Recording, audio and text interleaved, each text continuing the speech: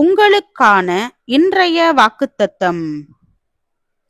எல்லாரும் ஒரே ஞானபானத்தை குடித்தார்கள். எப்படியெனில் அவர்களோட கூட சென்ற ஞான கன்மலையின் தண்ணீரை குடித்தார்கள்.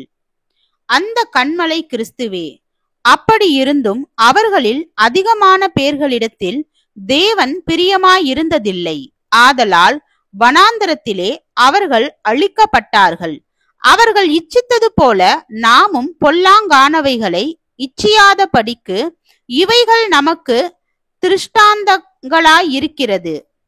ஜனங்கள் புசிக்கவும் குடிக்கவும் உட்கார்ந்து விளையாட எழுந்திருந்தார்கள் என்று எழுதியிருக்கிறபடி அவர்களில் சிலர் விக்கிரக ஆராதனைக்காரர் ஆனது போல நீங்களும் ஆகாதிருங்கள். அவர்களில் சிலர் வேசித்தனம் பண்ணி ஒரே நாளில் 23,000 பேர் விழுந்து போனார்கள். அதுபோல நாமும் வேசித்தனம் பண்ணாதிருப்போமாக. அவர்களில் சிலர் கிறிஸ்துவை பரீட்சை பார்த்து பாம்புகளால் அழிக்கப்பட்டார்கள். அதுபோல நாமும் கிறிஸ்துவை பரீட்சை பாராதிருப்போமாக. 1 கொரிந்தியர் 10வது அதிகாரம் வசனம் 4 முதல் 9 வரை.